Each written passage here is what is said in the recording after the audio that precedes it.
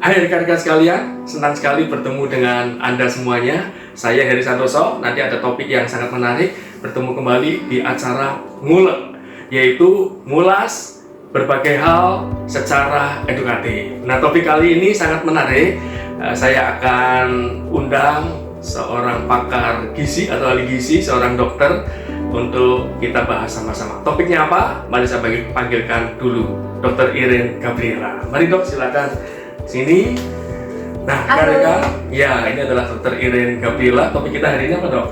Topik kita hari ini adalah kita mau membahas mengenai dampak yang terjadi terhadap kesehatan selama PSBB ini. Oh, dampak yang terjadi terhadap kesehatan selama PSBB ini. Iya. Ya. Dan topik yang paling banyak dikhawatirkan orang dan paling banyak ditanyakan adalah mengenai obesitas. Iya, betul sekali. Nah, sebenarnya seseorang itu dikatakan obesitas itu kalau apa sih dok? Ada ukuran-ukurannya atau seperti apa? Atau obesitas itu apa sih sebenarnya? Oke, nah kalau secara medis untuk mengetahui apakah seseorang itu mengalami obesitas atau tidak, kita memiliki ukuran yang kita namakan sebagai indeks massa tubuh. Ya. Nah, apa itu indeks massa tubuh? Indeks massa tubuh ini didapatkan dengan membagi berat badan seseorang dalam kilogram, dibagi dengan tinggi badannya dalam meter, lalu dikuadratkan. Oke. Misalnya saya punya teman itu tingginya 170 cm, berat badannya 85 kg. Oke. Ya. Jadi tadi 85 kita bagi dengan 1,7. 1,7. Karena tinggi badannya ini harus kuadrat, kita bagi lagi 1,7. Nah, kita dapat hasilnya di sini 29,4. Baik, berarti hasilnya 29,4. Nah, itu masuk obesitas atau enggak? Apa artinya ini 29,4? 29,4 kalau di dalam standar Asia Pasifik, angka di atas 25 itu sudah termasuk sebagai obesitas. Jadi temannya ini obesitas. Baik, angka di atas 25. Iya. Berarti kalau di bawah 25 sampai 25 itu belum termasuk obesitas ya dok ya, maksudnya ya? Angka 18,5 sampai 22,9 itu berat badan normal. Baik. Lalu sedang? Di atas 22,9 sampai 25 itu adalah overweight. Oke, baik. Nah, jadi teman-teman sudah tahu cara mengukur indeks massa tubuh teman-teman bisa tahu obesitas atau tidak. Nah dok, ini banyak pertanyaan nih. Obesitas itu sebenarnya penyebabnya apa sih? Seseorang bisa mengalami obesitas. Pada prinsipnya ada ketidakseimbangan antara energi yang masuk ke dalam tubuhnya dengan energi yang keluar dari tubuhnya. Nah, energi ini dari mana? Energi ini bisa didapatkan dari makanan sehari-hari yang dia makan. Untuk keluar, energi yang keluar ini dari aktivitas. Dari olahraga yang dia lakukan. Baik. Jadi kalau misalnya apa yang dia makan lebih banyak dari yang dia butuhkan, itu dia akan jadi obesitas. Baik. Berarti apa yang dia masukkan dalam tubuh, apa yang dia makan, dibandingkan dengan aktivitas alias penggunaan energi, itu nanti akan menentukan dia akan jadi obesitas atau tidak, yang penyebabnya ya nanti ya dok ya. Betul. Oke, nah kira-kira makannya kurang lebih seperti apa sih dok? Makannya secara umum dia harus memenuhi prinsip gizi seimbang, pedoman gizi seimbang yang dikeluarkan oleh Kementerian Kesehatan. Jadi tubuh kita itu butuh berbagai zat gizi, dan berbagai zat gizi ini dikategorikan dalam 5 golongan makanan. Golongan pertama itu tentu saja sudah kenal, ada yang namanya makanan pokok ya. Makanan pokok. Makanan pokok ini biasanya merupakan sumber karbohidrat. Karbohidrat ini contohnya adalah beras, terus umbi-umbian. Lalu yang kedua, kita harus ada sumber proteinnya, baik protein hewani maupun protein nabati. Lalu yang ketiga ini ada lemak. Ada lemak lemak. Terus yang keempat ada vitamin, dan yang kelima itu mineral. Semuanya ini harus bisa dipenuhi oleh tubuh kita setiap harinya. Sayangnya kalau ini semua dalam porsi yang tidak seimbang dan porsi juga berlebihan dari kebutuhan, ini yang akan mengarah pada obesitas. Baik. Tentu ada takaran-takaran dan ada ukuran-ukurannya untuk anak dan orang dewasa. Tapi kalau kita bahas kali ini sepertinya nggak memungkinkan. Nanti kita bahas di selanjutnya aja. Ya, prinsipnya adalah apa yang Anda makan itu harus memenuhi itu ya, gizi seimbang itu. Nah, yang ketiga ini kadang-kadang saya pernah mendengar ada teman saya sebenarnya dia justru makannya itu kan tidak banyak. Karena tadi udah bilang kalau makanan lebih banyak dari aktivitas bisa menyebabkan obesitas juga kan ya, seperti itu ya. Nah, teman saya makannya tidak banyak, ya boleh dibilang dia aktivitas normal, tapi kok gemuk ya, gemuk. Okay. Kalau diukur mungkin obes kali ya. Oke. Nah, ini kan temennya bilang makannya tidak banyak. Iya. Oke. Bisa ditanyakan kembali ke temennya, jenis makanan apa yang dia makan sehari-harinya. Karena jenis makanan yang kita makan itu sangat berpengaruh. Ada jenis makanan yang memang dia cenderung lebih tinggi kalori, walaupun jumlahnya sedikit.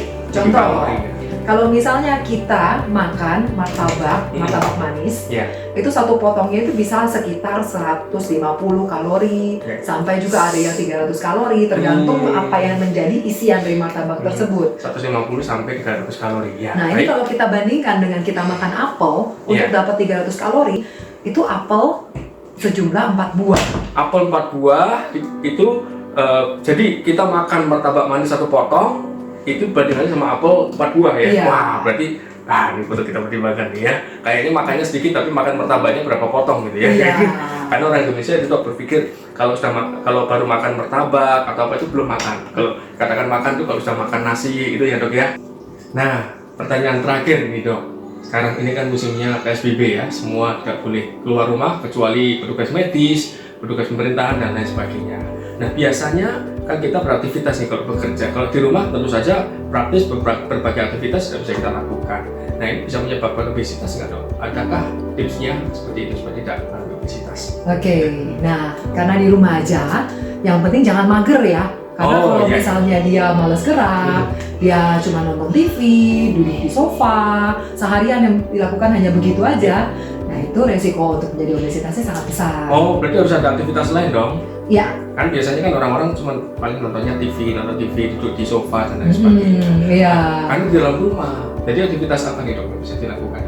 Yang pasti aktivitas yang harus dilakukan ini adalah melibatkan aktivitas fisik, banyak bergerak. Apapun pekerjaan yang dilakukan di rumah, kalau memang kita bisa banyak bergerak, misalnya yang paling sederhana aja, kita bisa ketika kita mau ngambil barang kemana ya, kita kan juga bergerak. Atau kalau rumahnya 2 lantai, kan kita naik turun tangga tuh. Nah, makin sering dia naik turun tangga, berarti kalorinya juga banyak yang dia keluarkan dari dalam tubuhnya. Jadi naik turun tangga gitu ya? Iya, tapi jangan berlebihan, nanti pegel.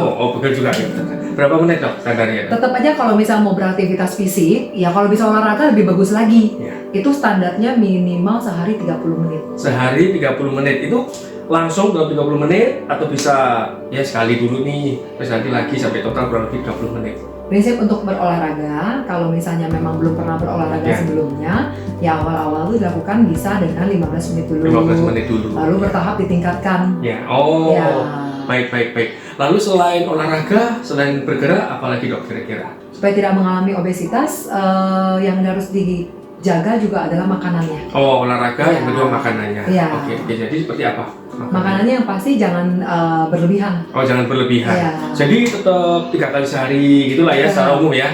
Secara umum 3 kali makan besar, boleh tambah 2 kali selingan. Yang pasti harus sesuai kebutuhan. Sesuai kebutuhan. Jangan nanti kalau di rumah terus merasa ya udah karena di rumah aja, saya kan nggak perlu terlalu pusingin penampilan. Terus akhirnya dia bebas makan apa aja. Atau ada juga yang merasa bosan nih, ngapain ya? Nah bentar-bentar dia ke dapur, ke kulkas, jadinya yang dimakan jadi lebih banyak daripada yang dia butuhkan. Iya benar. Baik, jadi olahraga dan makan ya Dok ya, kurang lebih kurang lebih 2 ya. Harus dijaga. Oke, baik. Nah berarti meskipun kita di rumah saja, nggak ketemu siapa-siapa, jangan berpikir ya udahlah nggak ketemu siapa-siapa, jadi nggak usah jaga penampilan, jadi makan seenaknya terserah ya. Jadi tetap ini bicara psikologi sih ya nantinya ya. Jadi tetap kita kontrol demi kesehatan kita semuanya. Nah baik, terima kasih Dr. Irin untuk perbincangan hari ini, semoga bermanfaat. Nah Dr. Irin ini istri saya ya, karena ini PSBB jadi kita memang di rumah saja, semoga nanti bermanfaat. Nah demikian dari saya di acara Ngulek ya Dok ya. Jadi Ngulek itu ngulas berbagai hal secara edukatif. Dan nanti silakan subscribe di link channel kami semuanya. Semoga bermanfaat. Terima kasih, selamat siang, semoga sehat selalu. Sampai jumpa. Sampai jumpa.